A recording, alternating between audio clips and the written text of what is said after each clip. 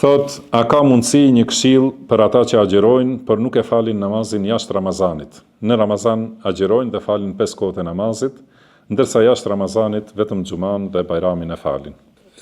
Ramazani është shans i fuqishëm, shans madhështor për njeriu që të pendohet.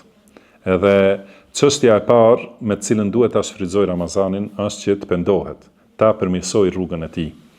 Edhe do thotë kjo është më e mira me të cilën njeriu mund ta pres Ramazanin, edhe ta shfrytëzoj këtë sezon madhështor të dobive, bereqeteve dhe dhuntive, që të përmirësohet.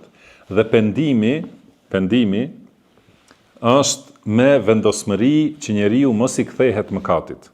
Është me vendosmëri që mos i kthehet atij mëkati asnjëherë, është me gjithashtu me largim të tërësishëm prej mëkatit dhe me keqardhje për atë që ka kaluar. Do thotë, lënia e namazit padyshim është prej mëkateve më të mëdha.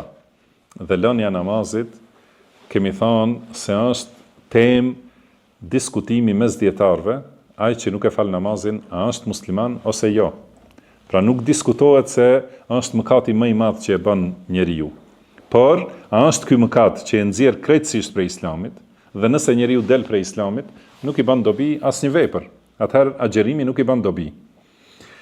Dhe për këtë shkak, nëse njeriu ka vendosur që të falet vetëm gjatë Ramazanit dhe ka vendosur në zemër që pas Ramazanit nuk do ta vazhdojë namazin, do të thonë nuk është i penduar. Ai është lënës i namazit, edhe pse është duke u falur.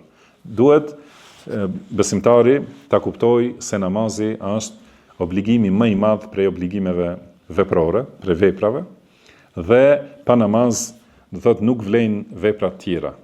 Prandaj duhet të pendohet dhe të vendosë që mos e lërë namazin asnjëherë dhe gjithashtu të ketë në zemër pishmanllok, keqardhje për kohën e kaluar në të cilën nuk ka falur namaz.